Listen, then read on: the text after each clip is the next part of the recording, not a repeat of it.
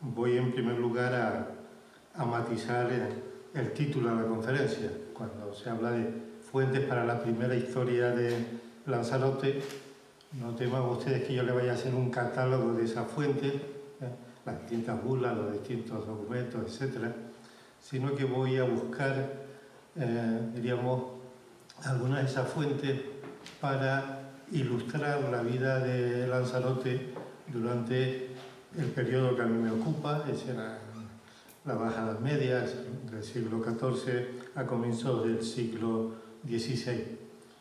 En ello cumplo lo que decía el famoso medievalista Jacques Le Goff, decía que toda historia o es historia social o es nada.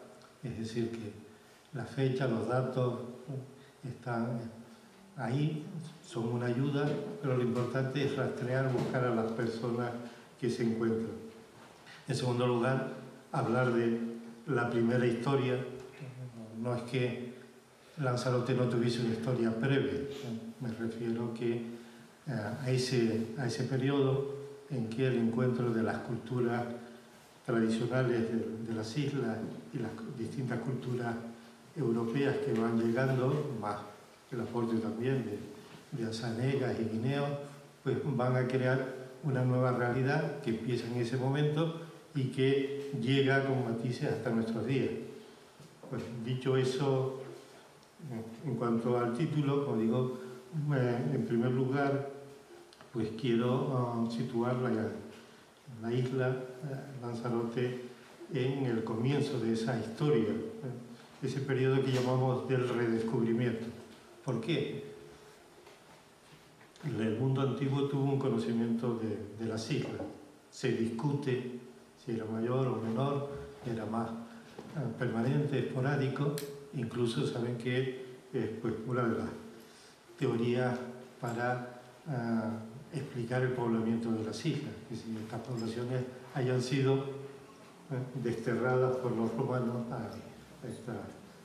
En cualquier caso, como digo, ese conocimiento clásico se perdió dentro de un fenómeno general que es la ruptura del mundo mediterráneo, el Mare Nostrum, en dos partes.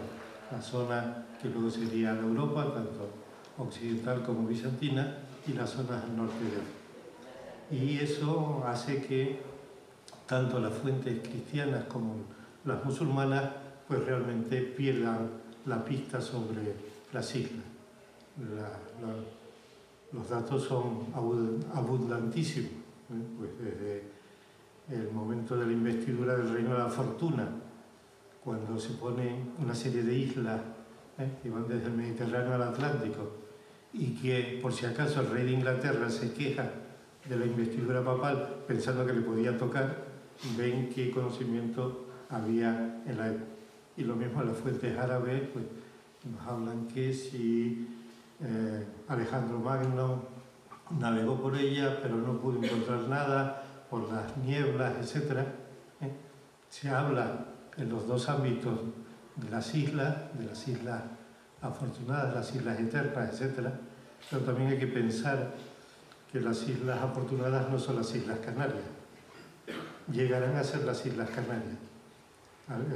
En principio todas estas tradiciones se refieren a todas las islas del Atlántico, donde para los griegos estaba el fin del mundo, esa tierra de los bienaventurados, las Macaraon Nesoi, luego transformadas por los romanos en islas afortunadas, atendiendo al clima, a la posibilidad de cosecha, etc.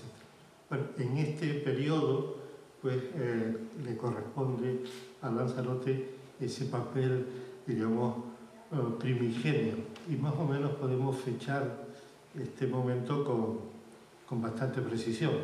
Siempre se podrá decir, bueno, pudo haber otras navegaciones que no quedan constancia. Pero sabemos que el viaje de Lanzarote Malocello y por tanto el comienzo del conocimiento de estas islas se desarrolla en 1339. Es decir, lo sabemos tanto por evidencias cartográficas, si vemos que el mapa de Dalorto de 1330 todavía no tiene noticia el archipiélago. En cambio, el de Portulano de Dulcer y el manuscrito anónimo de la Biblioteca Británica de esa misma época lo consigna, pues parece lógico pensar que año más, año menos, o mejor, año menos, pues en esa fecha comienza el conocimiento. Además tenemos una fuente literaria de carácter árabe que también muestra el diccionario de Al-Makrisi cuando se refiere a Ibn Khaldun, el propio Ibn Khaldun, pues cuenta la expedición de 2 galeras genovesas que se pierden en el Atlántico y llegan a las islas y vuelven al rey de Benimalín y Fez y le cuentan lo que han encontrado. Se han perdido y les traen unos esclavos. En ese momento las fuentes árabes tampoco conocen muy bien. Ese viaje de Lanzarote pues tiene una explicación dentro de unas navegaciones generales que buscaban la circunnavegación de África para llegar hacia el Índico y evitar, digamos, el tapón de los musulmanes en la zona del Mar Rojo. Como digo, es una experiencia que empieza, por lo que sabemos también, porque pudo haber otras expediciones, la de los hermanos Vivaldi, y sabemos que esa expedición, como otras, se pierde. Se ha intentado pues, buscar conexión y normalmente todos los manuales que hablan de la historia canaria dicen que es el primer viaje de los hermanos Vivaldi. Como digo, no hay constancia ninguna que haya llegado a las islas y todos los argumentos que se han empleado pues, son que si una de las galeras se llamaba Alegranza, ¿sí? Pero el topónimo Alegranza no aparece en la cartografía europea hasta el Atlas Mediceo de 1351. Además era un nombre habitual en las galeras genovesas, etc. Os digo, más que esta cuestión, os digo, voy a intentar pasar sobre los temas y después tienen ánimo, me preguntan sobre cualquiera de ellos. Como digo, más importante que la fecha, que el momento, aunque como digo, es importante recuperar para las islas mal llamadas menores o señoriales el papel que jugaron en la historia de Canarias, digo, es el proceso de aculturación que se inicia en esos momentos. Aculturación, maldita palabra, siempre, como digo, tiene una carga peyorativa porque se piensa que aculturación es pasar de una cultura inferior a una superior. Siempre hay culturas dominantes por cualquier razón, pero no quiere decir que sea únicamente un traslado en un sentido. En la historia de Canarias tenemos evidencia, digamos, de tipos de aculturación en momentos diferentes. En este que empieza ahora, el papel protagonista corresponde a las poblaciones aborígenes, que reciben a viajeros exteriores, normalmente de manera ocasional, pero hay también otros permanentes, como los mallorquines en Gran Canaria, pero en ese momento son los poderes aborígenes quienes dirigen el proceso y ese proceso de aculturación se mantiene a unos niveles de bastante equiparación. Como digo, en este momento tenemos en primer lugar el propio Lanzarote. Lanzarote sabemos que llega a la isla, que le da el nombre, que en la cartografía aparecerá a partir de entonces con la Cruz de San Jorge de Génova, pero también sabemos que tuvo que tener una estancia prolongada en la isla y lo mejor es que la memoria se va a conservar, incluso cuando lleguen los franceses seguirán hablando del castillo de Lanzarote. Como digo, en ese momento pues, hay una acogida de estos extranjeros en mediante los pactos de autolactación de estas poblaciones, y eso supone darle medios de subsistencia, lugar donde residir, mujeres, y los europeos prestan otras cuestiones prácticas y a veces simbólicas. Eso explicaría que, por ejemplo, los hallazgos en yacimientos como el de los Roferos o en la aldea en Gran Canaria, pues aparezcan monedas, objetos de plata, etcétera, que no tenían, lógicamente, un valor comercial en la isla en el siglo XIV o comienzo del siglo XV, sino que sirven, como digo, de un elemento de prestigio, de contacto con el extranjero, propio de la... ¿Cuánto duró la estancia? Pues no lo sabemos muy bien, como digo, fue larga, pero hay fuentes del siglo XVII que hablan que si tuvo 20 años. Sabemos que a mitad del siglo, a mitad del siglo XIV, ya ha desaparecido, porque el libro del conocimiento de todos los reinos lo consigna así. También el final pues, ha dado lugar a cábalas e interpretaciones, que si muere con ayuda de sus vecinos son los miembros de la isla, no que vayan a Fuerteventura, como ha dicho alguien, a buscar gente de Fuerteventura para que ayude a acabar con Lanzarote Balochero. Estos procesos, tanto en esta isla como lo que sabemos de Gran Canaria, etc., la explicación seguramente es que el apoyo de los europeos a determinados grupos o clanes terminan creando situaciones de animadversión que terminan en revuelta. También en este momento se produce, un poco después, la llegada de Martín Ruiz de Avendaño, ese marino vizcaíno, personaje histórico. Sabemos en este caso que llega acompañado de gente y que se instala también en la isla mediante el mismo proceso. Inicialmente en las casas del rey de la isla, posteriormente distribuido a lo largo de la isla. En ese acogimiento, pues, se produce la noticia de que Martín Ruiz de Avendaño recibe una mujer del rey de Sonsoles, no la mujer del rey, una mujer del entorno de la familia.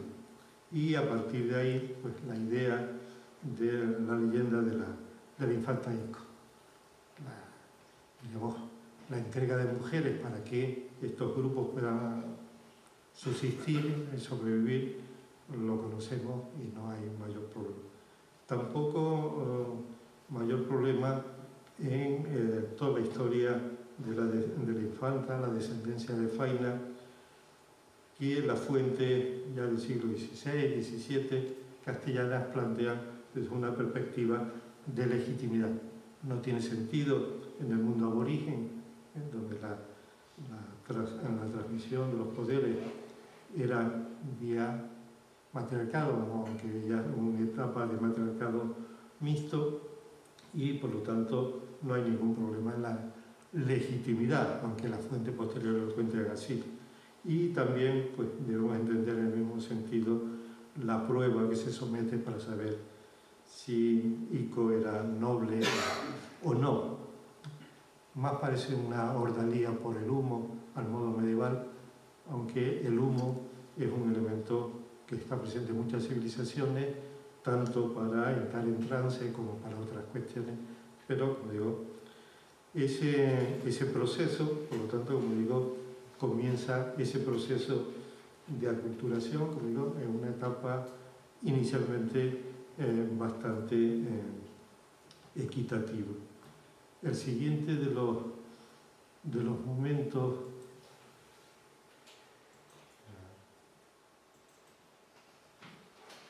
les perdonarán,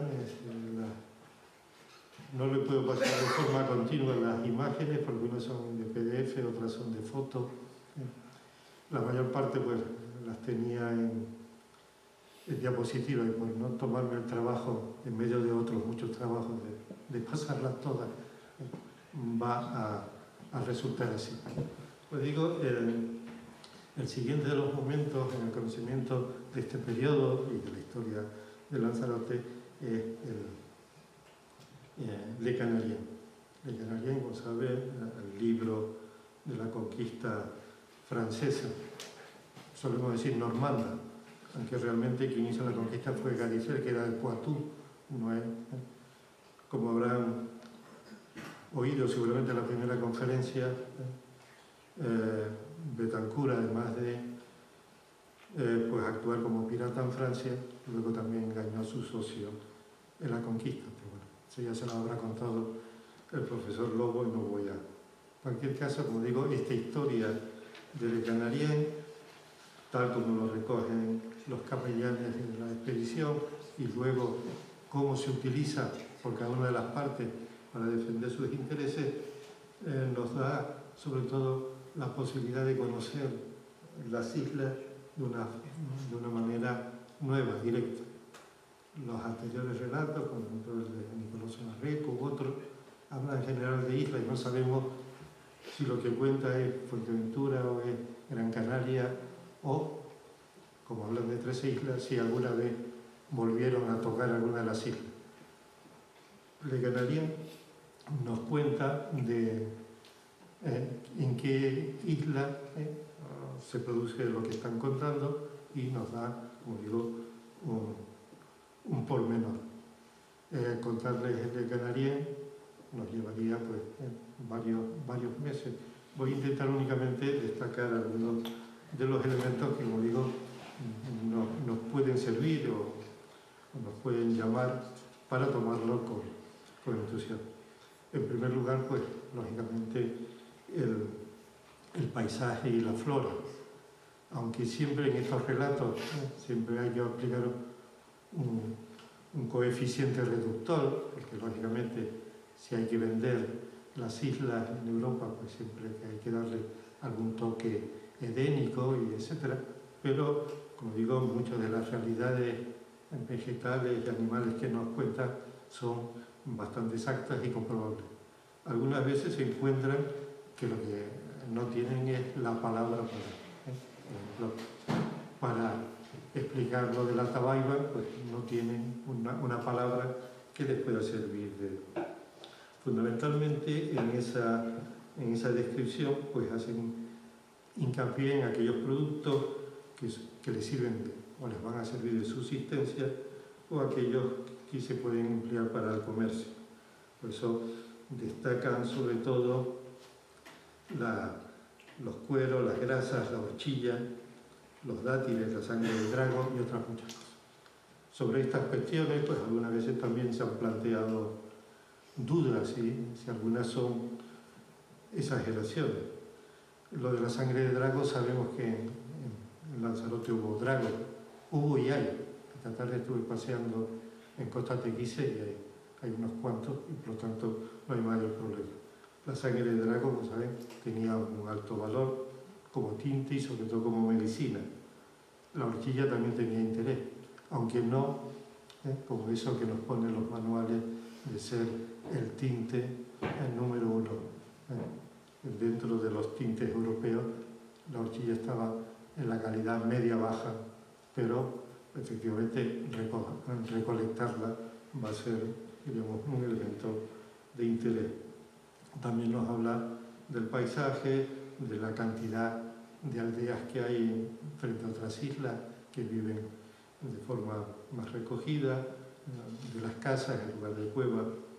También nos habla mucho de las personas que encuentran, también desde la sorpresa, pero en general desde una perspectiva bastante favorable. Se les presenta como personas hermosas, bellas, bien proporcionadas, sobre todo en el caso de las mujeres, muy hábiles, diestros, por ejemplo el caso del rey de Lanzarote, ¿no?, que se había escapado 6 veces de la prisión que le tenían los franceses. Incluso hablan favorablemente del color. Los niños de Lanzarote son blancos como los nuestros.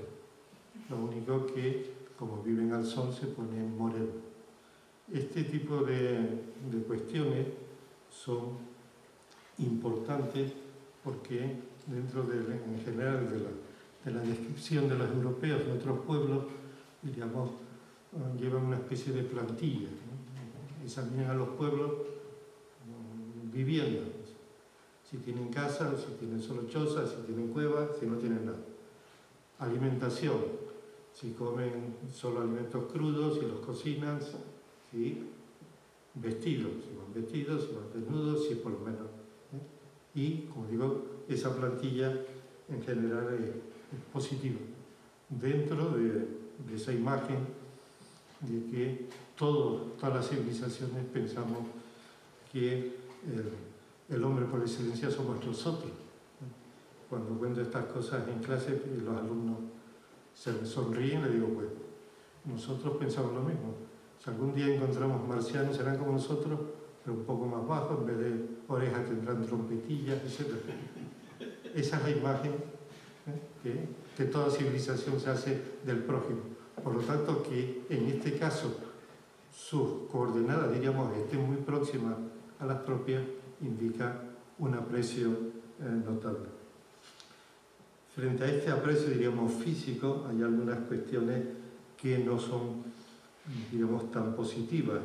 El caso, por ejemplo, de la vestimenta, pero por lo menos dicen que las mujeres llevan túnicas y que los hombres se tapan las vergüenzas, por lo tanto, como digo, estaban en la etapa media. Y también pasa de su retrato moral.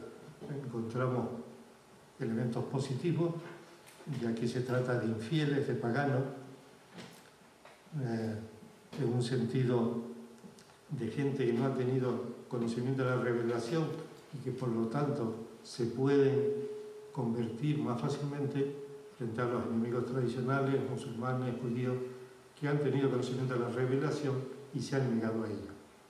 La imagen típica de la sinagoga en el arte gótico con la venda en los ojos que no ha querido ver. A partir de esa situación hay algunas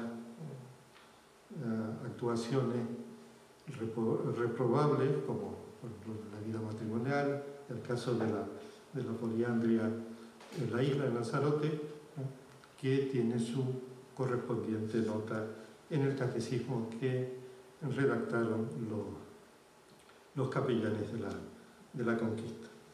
Esa idea de posible evangelización rápida, pues se subraya con ese hermoso catecismo. Cuentan muy poco, si han leído de Ganarien, en muy pocas páginas, hace una historia del Antiguo y el Nuevo Testamento pues, bastante bien conseguido. También se habla de la población en el sentido de su número. La población de Lanzarote es una población escasa, eso pues, lo sabíamos. Le Canarien habla de unas 300 personas y en ellas 200 hombres de pelea, elementos que no casan, porque hombres de pelea habría que añadir, pensar que hay jóvenes y mayores que no pueden combatir y todo el número de mujeres y por lo tanto sería algo mayor, pero en principio podemos admitir unas 500 personas en los datos de la conquista durante las batallas. El número de prisioneros pues se mantiene en números parecidos y después datos posteriores pues nos indican que también la población de la isla y en general de todas las islas está muy limitada. Surara, por ejemplo, consigna 60 hombres de pelea entre los indígenas de Lanzarote. Hay que contar pues lo que hubiese disminuido. En ese número sirve también para establecer una relación de fuerza entre unos y otros. Vemos siempre que la población europea también es muy limitada. Cuando vemos confrontaciones, por ejemplo, Gadifer se presenta con 20 hombres para detener a los 40 o 50 que están reunidos en la casa casa del rey de Lanzarote. O Afche pues utiliza 20 o 22 o 23 hombres para intimidar a 7 franceses que se encargaban de transportar la cebada. Como digo, el número pues, nos lleva también a imaginar la confrontación entre ellos. Decía esta mañana que ni los europeos que tenían supremacía militar la podían aplicar, combatir a caballo por los malpaíses, término que introducen los franceses por terreno volcánico, o encontrar a los aborígenes que se desaparecían, pues era algo, y en cambio los aborígenes no podían sacarlos de estas posiciones fortificadas, lo cual pues lleva con el tiempo a buscar ese pacto. Ese pacto pues supone, en principio, un plan de igualdad, que los europeos se situarían en la zona sur de la isla, en la zona del Rubicón, y que los aborígenes tendrían su centro, digamos, en el norte, en Sonsama, la Gran Aldea. Ese pacto, que en principio parecía estable y con futuro, los franceses se instalan en el Rubicón pensando pasar rápidamente a Fuerteventura, pues se rompe por la traición de Bertín de Berneval, que la primera vez que los aborígenes le piden ayuda, lo que aprovecha frente a los castellanos, los aprovecha para esclavizar. Entonces aparece pues intentos distintos. Los franceses se apoyan en Afche, seguramente representantes de la zona sur, las que habían sido menos favorecidas por la estancia de los europeos. Sabemos que Alfonso, el lengua, el intérprete de la expedición francesa, era sobrino de Afche, en toda una serie de circunstancias, pero ese intento también termina fracasando y se declara la guerra hasta que termina. A partir de aquí empieza la incorporación del mundo aborigen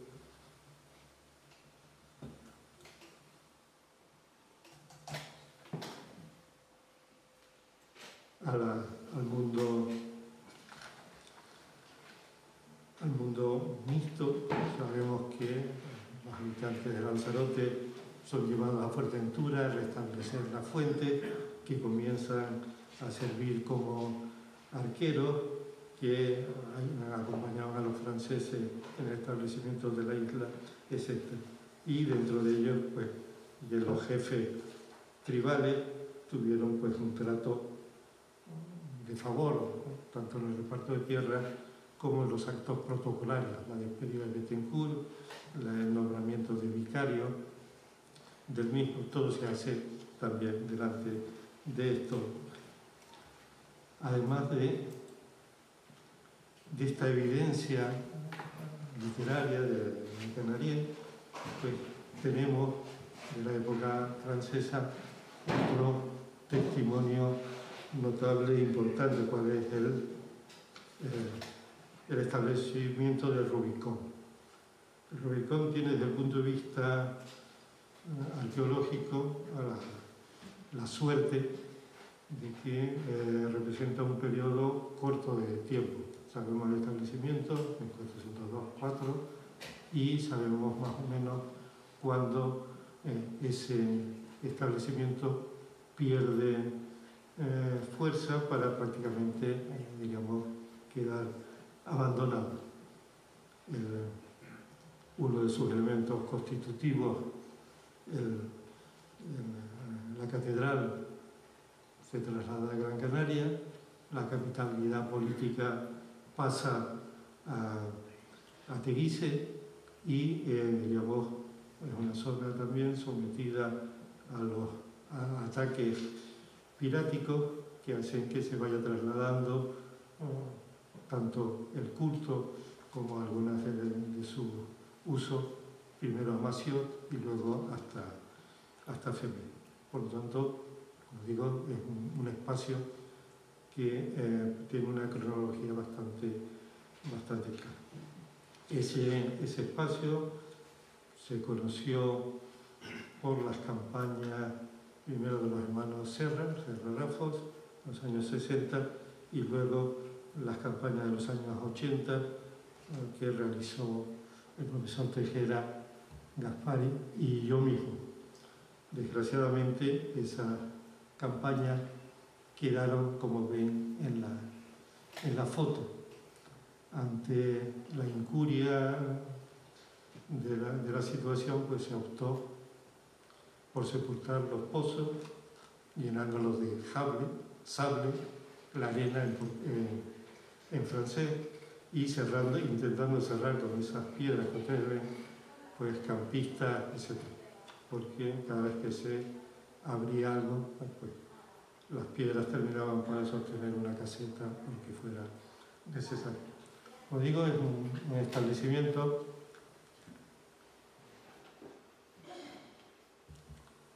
también contarles el proyecto arqueológico del Rubicón, que está publicado, pues llevaría también mucho tiempo. Como digo, mezcla toda una serie de elementos muy interesantes. El Rubicón concita el interés de ser un puerto, de tener agua y también de ser un sitio que se puede fortificar. Los pozos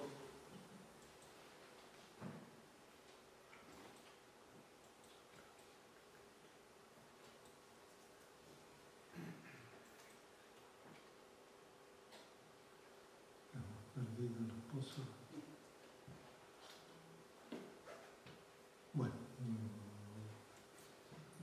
ya les buscaré los pozos. Como digo, hasta el momento pues, se siguen conociendo 4. El primero llamado San Marcial, con una doble bóveda de cañón. El pozo de la Cruz, que está cerca de la subida hacia la antigua catedral. El pozo de la Pileta y luego los pozos de la... Como digo, estos pozos, pues, digamos, suman la experiencia de tanto europeos como aborígenes en el encontrar agua.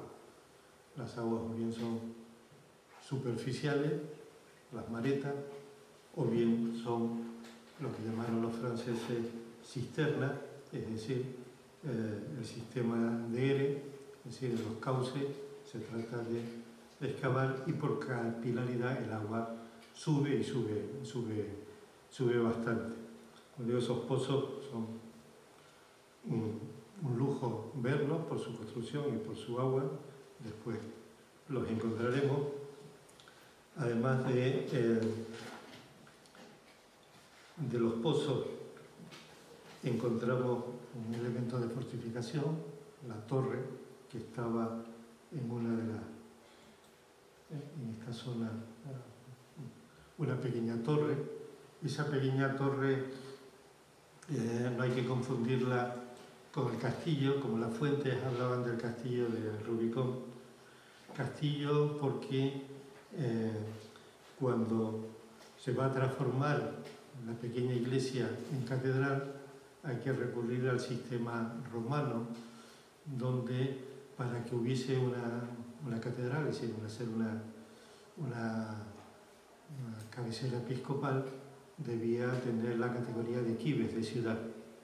Entonces lo que se hace es pasar el castum a convertirlo en una kibitas, una ciudad, que es la que va a dar nombre a ese obispado, al actual, porque no siempre se emplea el obispado rubicense canariense, no de Canarias, porque siguiendo también la práctica romana, el obispado corresponde a la quibia, a la ciudad. En el caso de Las Palmas se habla de la ciudad de Canarias, de Las Palmas, no de Canarias, aunque lógicamente viene bien ese obispado único, seguir llamándolo de Canarias. Pero el obispado es rubicense y canariense. ¿Por qué se traslada? porque las rentas son muy pocas. Ahí, saben, durante unos años la competencia del efímero obispado de Fuerteventura, y se pensaba que la conquista de Gran Canaria era inminente. Como digo, termina trasladándose, se mantiene siempre la idea, y hay en el siglo XIX este proyecto de restaurarlo, que entre otras cosas nos da las medidas aproximadas de la catedral, 13 metros por, no lo encuentro ahora, bueno, lo que nosotros diríamos una pequeña capilla. Para ser catedral no hace falta unas dimensiones, ni tener bóvedas góticas, es esta pequeña. Esta iglesia, como digo, que se ha conservado, que parte de sus piedras forma un montículo aquí como una cruz, que por lo que sé de la época que excavamos había tradición de ir a enramarla en determinadas épocas del año.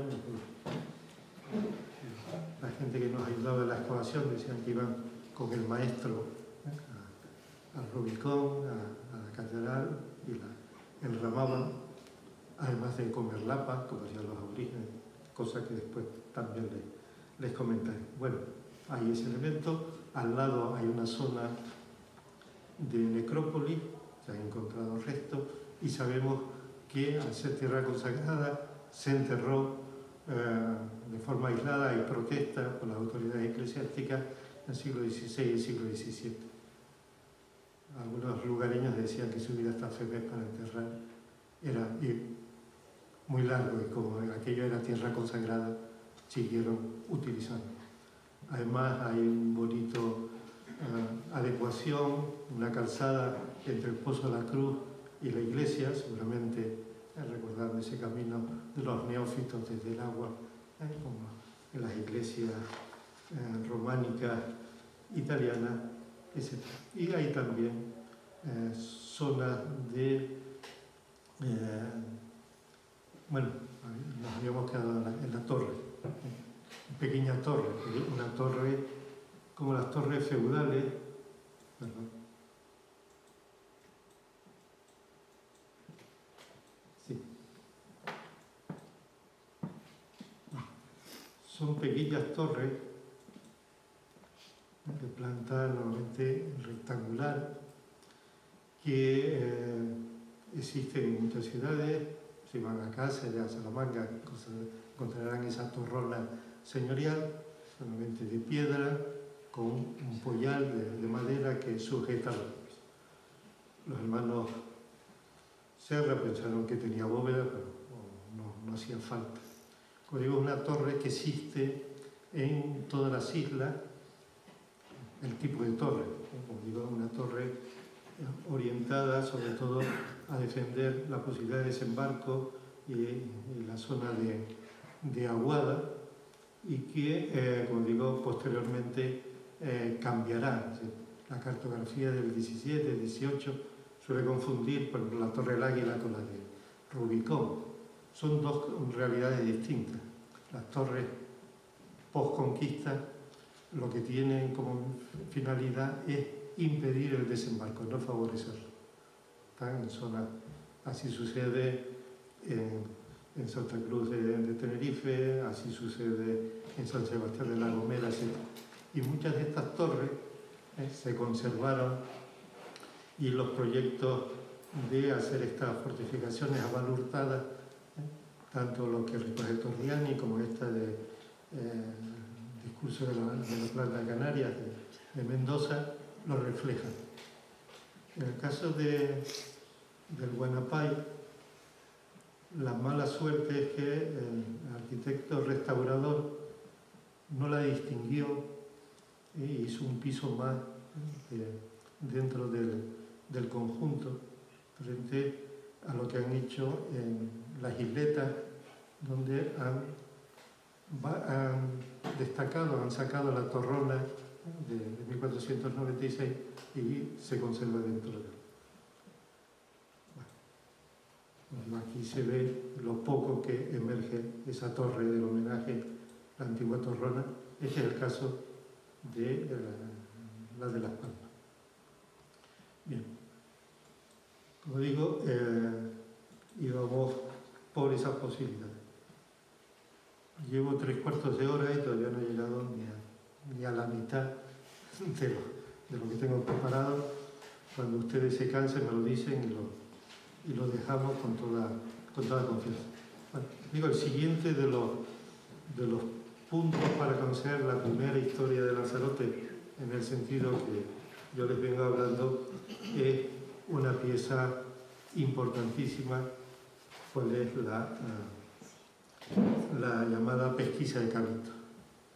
La pesquisa de Cavito es un documento del comienzo del reinado de Reyes Católicos que intenta, digamos, demostrar la titularidad de Lanzarote y del derecho a conquista en general del archipiélago. Tiene un nacimiento doble. Por una parte, la revuelta de los vecinos de la isla de Lanzarote, que además tenía una serie de precedentes, y la política de la monarquía, que tanto por implantación de su poder frente a los señores en el conjunto del reino, como por defensa frente a Portugal, pues van. En el primer caso, como digo, las intervenciones de los vecinos de Lanzarote son numerosas. En el pleito entre Mació y Enrique el Navegante contra Diego de Herrera y Inés Peraza, ya declararon su autonomía, dificultaron la vuelta al señorío, dijeron que ellos no sabían de sentencia, no quisieron aplicarla, e incluso esa enemistad, y luego veremos algún detalle muy curioso, se traslada a la propia época de la pesquisa. Es decir, sabemos que los señores asaltan a los emisarios que llevaban las pruebas testificales de los vecinos para robárselas, en fin, que entre ellos se llevaban bastante mal. Por otra parte, como digo, la corona pues intentaba, dentro de una auténtica guerra colonial, la guerra de sucesión en Castilla tuvo esta vertiente colonial entre Castilla y Portugal, y Canarias pues estaba en un punto interesante para romper el monopolio portugués hacia Guinea. En cualquier caso, como digo, pues, la guerra terminará y se volverá al reparto tradicional: Canarias y la zona entre el Cabo de la Guerra y Bojador para Castilla y el resto para Portugal. Bueno, como digo, esa pesquisa, la tiene por ahí, seguramente pues, la conocen, tiene dos partes: una testifical, testigos de las dos partes; otra documental, también documentos de uno y de otro, entre otros pues la concesión del fuero de Niebla en 1418. Esa pesquisa supuestamente tenía que haberse realizado en las islas. Pérez de Cavito no se movió de Sevilla y la pudo hacer, lo cual es interesante porque nos muestra, y a través de los testigos lo sabemos, que el conocimiento en Sevilla de la realidad insular en ese momento era altísimo. Hay un montón de gente que, como transportistas, como clérigos, como otras cosas, salen de las islas y deponen ahí. La pesquisa tiene pues gran cantidad de puntos de interés. En primer lugar, el político, que yo trataré de resumir para arrimar el ascua a nuestra sardina, que en este caso es Lanzarote. Como digo, nos habla de Juan de Betancourt, la razón de su llegada. No se trata de una aventura, sino de un acto realizado en un ámbito reservado a Castilla, con el apoyo de Robin de Braquemont, almirante en Castilla, tío del francés, etc. Pero a partir de su marcha comienzan una serie de elementos que, como digo, van a complicar la situación y que van a hacer intervenir a Lanzarote y a sus vecinos. En primer lugar, pues la representación del señor francés por Massieu de Bettencourt. Massieu de Bettencourt y con él Joan de Berry, Berriel para nosotros, aparecen como gobernadores, no como herederos. Ahora bien, aunque Massieu no era titular, pues traslada los derechos franceses a don Enrique Guzmán, conde de Niebla. Aquí también las partes discuten si era una encomienda superficial, pero los franceses seguían teniendo sus derechos, o era una encomendación o un traspaso en toda regla. Esto nacía de las dificultades de Bettencourt en medio de la guerra de 100 años, las dificultades de Massieu en unas islas donde seguían habiendo presas y asaltos, y necesitada de una protección de alguien poderoso en la corte, en este caso el conde de Niebla. En esa situación, que parecía estable, rápidamente va a dar paso a nuevos titulares. Entra aquí el caso, las casas de la familia Las Casas, o Casaus, que habían conseguido del monarca las islas sin conquistar, aunque no tenía sentido porque las islas eran un reino, un territorio conjunto, pero a cambio de proveer de algunas galeras consiguen estas islas. El conde de Niebla tiene dificultades económicas, se las termina vendiendo a los de Las Casas, vende por 5.000 doblas lo que no le había costado nada, así que ahí hizo buen negocio, pero en esa compra del conjunto del archipiélago, además de Guillén de Las Casas, participa Juan de Las Casas y a través de él su yerno Fernán Peraza. En cualquier caso, esto crea un problema con Massieu de Bettencourt. Massieu de Bettencourt, como gobernador, había tenido de su tío, luego del conde, un tercio de las rentas de las islas, para, digamos, como testimonio para hacer esa función de gobernador, de dirigente. Ahora los nuevos titulares cambian el sistema y se reservan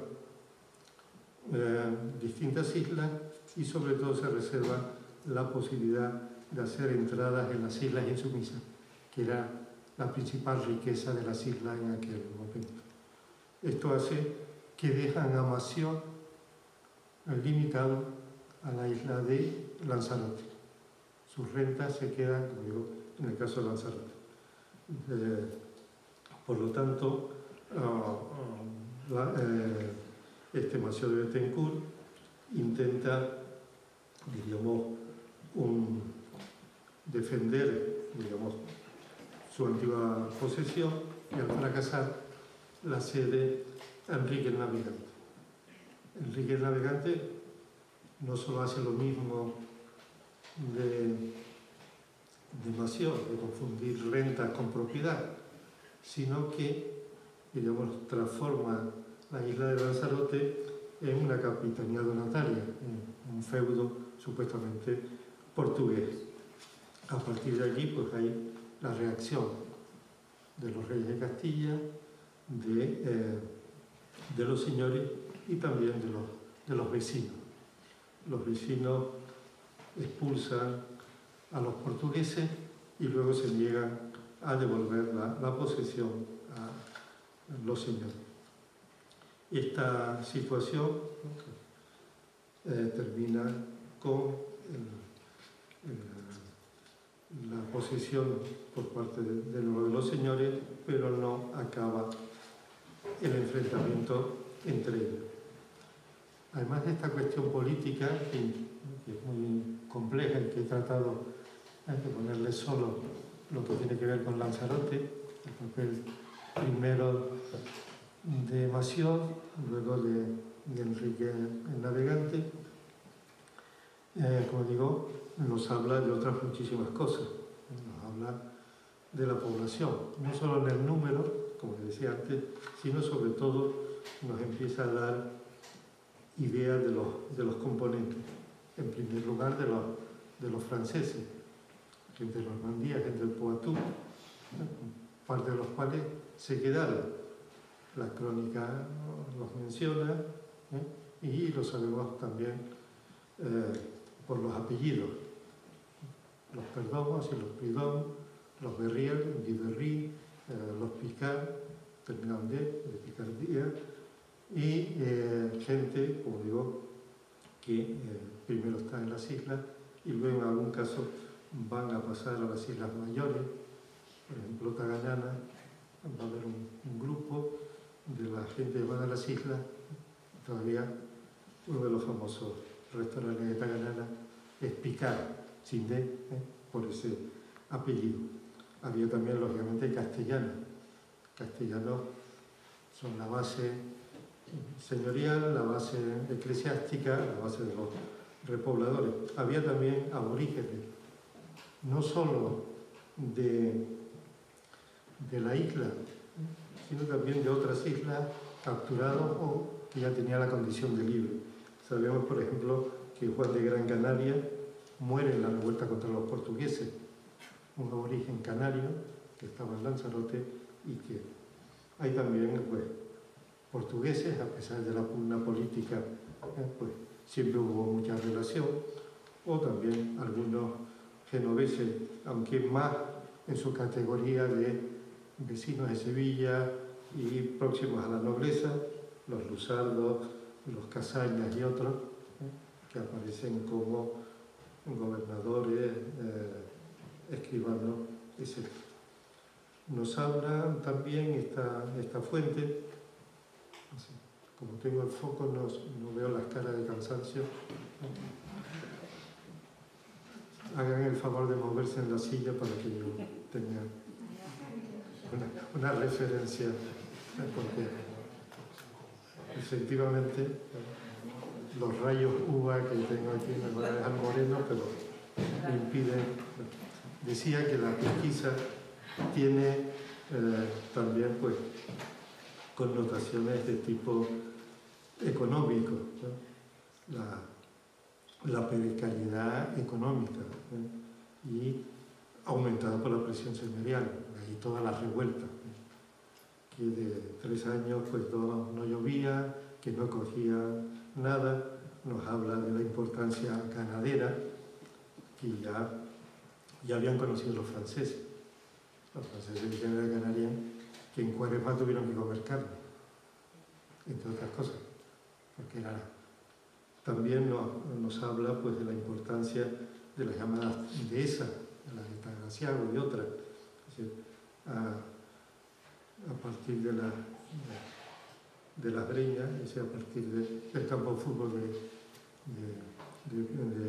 de Yaiza, ahí se cerraba, era toda una dehesa de ganado guanil.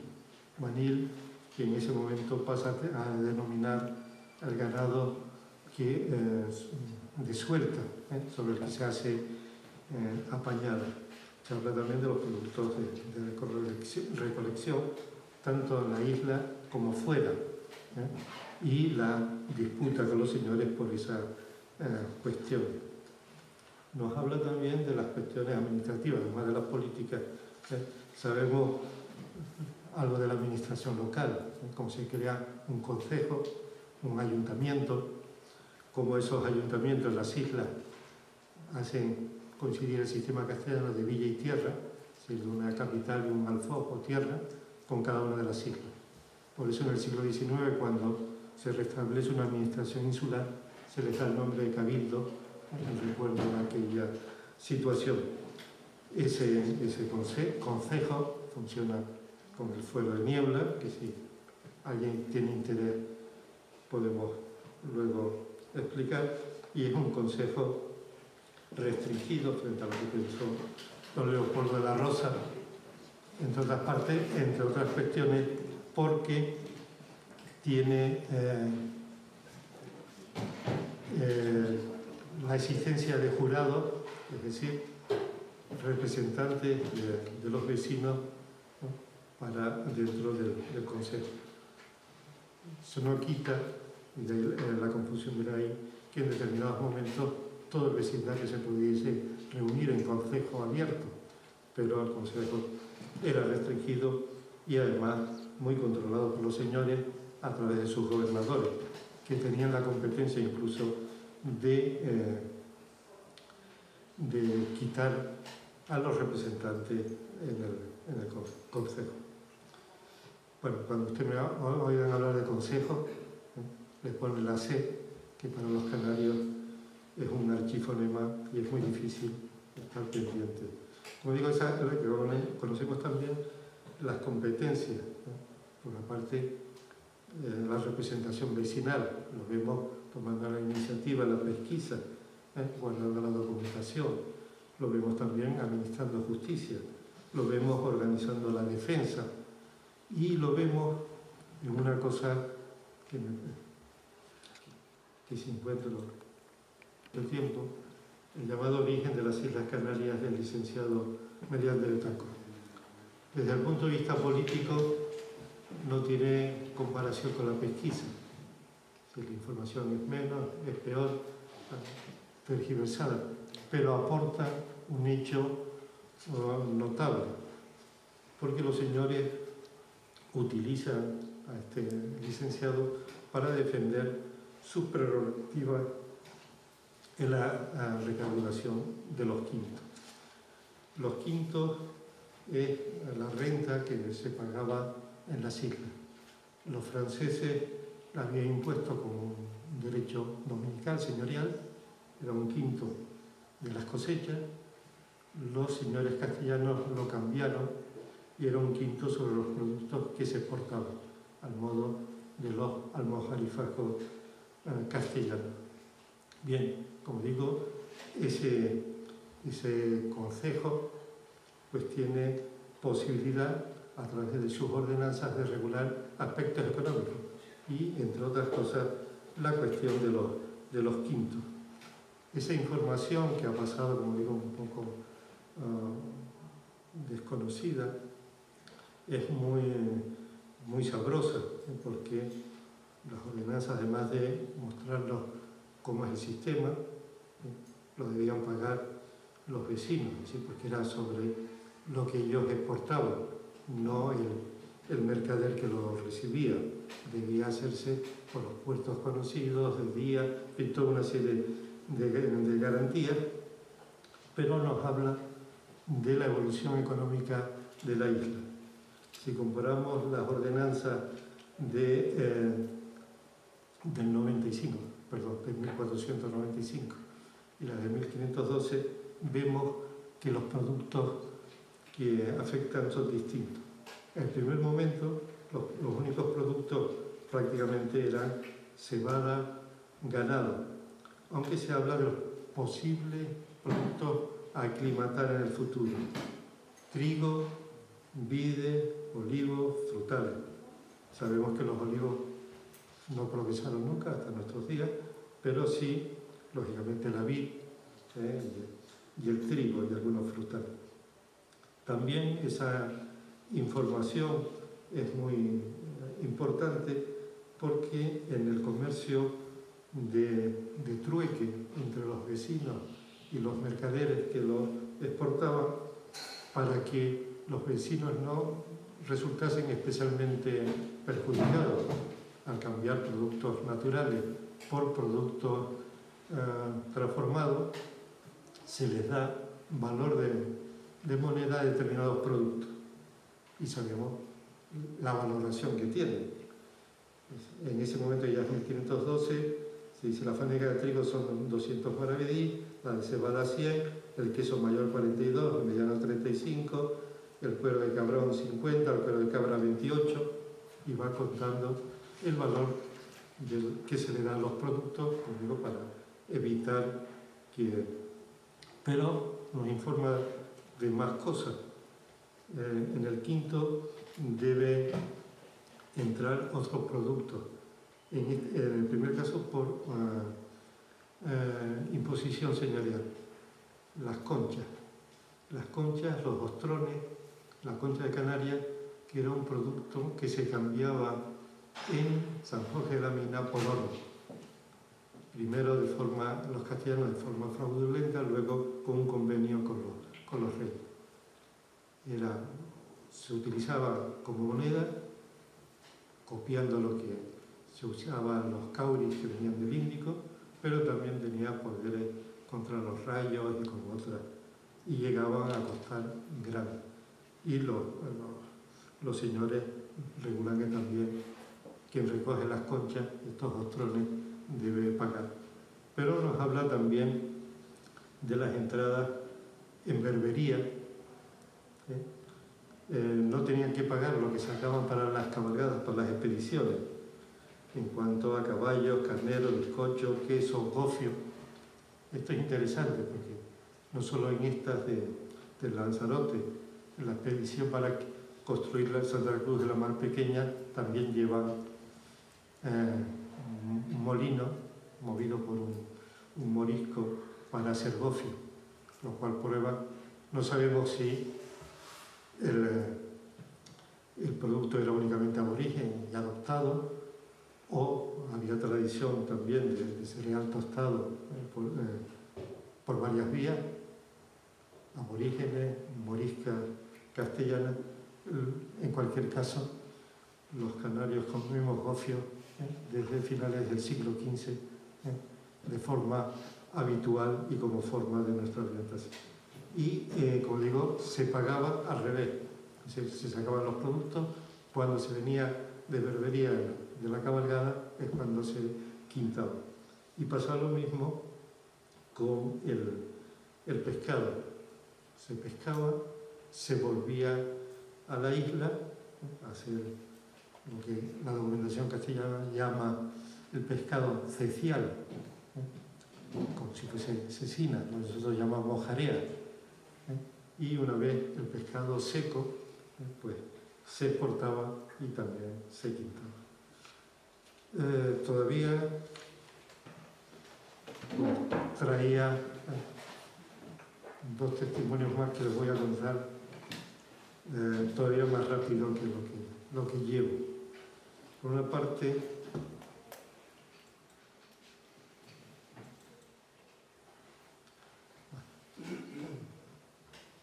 la importancia de documentos posteriores como este de Milán de Bettencourt, pero incluso más temprano.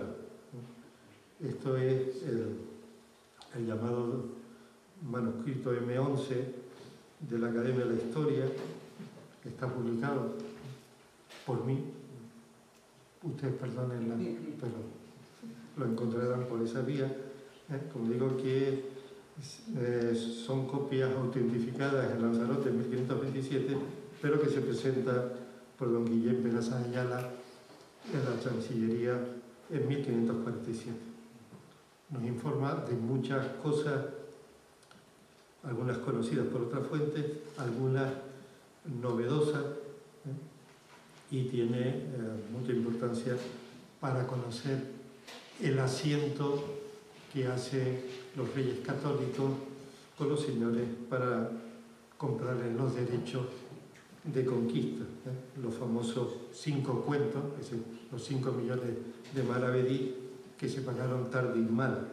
Pero en esa relación, además de esa cuestión que da pie para futuros problemas, por ejemplo la concesión de las tercias reales, etcétera, a los señores, pues incorpora algunos documentos que nos eran desconocidos, como la posesión, o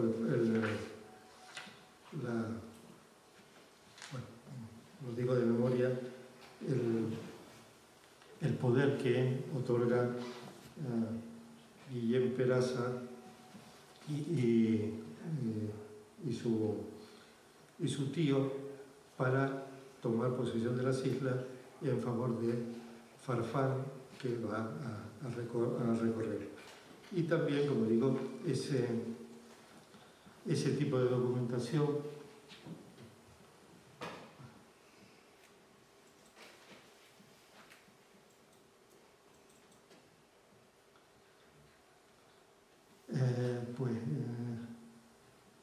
ha servido para encontrar a estos vecinos de Lanzarote, de Fuerteventura, pero en este caso nos interesa Lanzarote, en las operaciones contra las islas insumisas, digamos, como una forma de vida. Se habla de ellos como almogávares, términos que habrán oído de las expediciones catalanas o del Bajo Aragón por el Mediterráneo. La idea es la misma, es decir, gente que hace algaras, entradas en territorio enemigo. La presencia, como digo, la conocemos por dos vías. Por una parte, por el informe sobre los servicios de Nanguerra, que publicó don Antonio Romeu, también un documento muy curioso, como Nanguerra le dice al rey católico en Sevilla, en el Alcázar, cómo conquistar Gran Canaria, cómo le dice dónde desembarcar, etc. Y la enemistad que le tiene Inés Peraza y Diego de Herrera, que además de perseguirlo, intentar desterrarlo a Cabo Verde, en fin, de hacerle todo, pues se vengan comunicando a uno de los mensajes de Tenerife, dice el documento, muy amigo de Hernán Guerra, de que Hernán Guerra era el culpable de la conquista de Gran Canaria y que va a hacer lo mismo con Tenerife. Dicho y hecho, Hernán Guerra muere en Tenerife por este chivatazo de los señores. Pero en este otro que publiqué yo, perdón, también la conquista en primera persona, que se habla de los servicios, un diferendo de la familia de Herrera, que habían hecho unas capturas en La Palma y se discutía si eran esclavos de buena guerra o no, si se habían hecho dentro de las líneas donde existían bandos de pase o no. También un documento muy sabroso, entre otras cosas, el capitán de Belmaco, de la famosa cueva de Belmaco, que va y le dice a los castellanos que rueden la línea para que su cueva quede dentro de las pases y tiene mayor posibilidad de contratación con ellos. Bueno, lo traigo aquí a colación porque parte de esos almogávares que están en este documento y que discuten donde están las líneas, si son de buena o mala guerra, se trata de gente originaria de Lanzarote que ha tenido que emigrar. Es el caso de Juan Mayor, también de Antón Viejo y de otros. Este Juan Mayor había testificado en la pesquisa contra los señores. Se tiene que ir, llega a ser alguacil mayor de Gran Canaria, experto en La Palma, termina la conquista de Tenerife. Pero resulta que estos almogávares los encontramos porque en el momento que Juan Rejón viene de Gran Canaria a Lanzarote con parte de ellos a pedir refuerzos para la conquista, el Señor no solo no les dio bastimento, sino que como iban estos supuestos rebeldes a su poder, los despachó con tiros. Y esta historia además terminó instigando la muerte de Juan Rejón en La Gomera por Hernán Peraza, hijo de Herrera. Es decir, que vemos que esta gente estos almogávares, como digo, que era la principal renta, el principal modo de vida de esta gente, y por lo tanto adalides, pero también con conocimiento de las lenguas, etc., pues es otro de los retazos de estas fuentes que yo quería traerles para decirles que el Lanzarote tiene un siglo y medio de historia, desde la mitad del siglo XIV al comienzo del siglo XVI, y que además muchos de estos procesos canarios van a servir, digamos, de precedente para procesos de aculturación, de contacto en África y en América, en India, y que por lo tanto debemos estar con ese conocimiento. No por mirarnos el ombligo, pero las islas tienen un pasado que es importante conocer. Y pues habiéndome alargado seguramente más de lo que debía, pero propio del entusiasmo. Si queda alguien en la sala podemos ver algunas de las imágenes que me salté o responder a sus preguntas.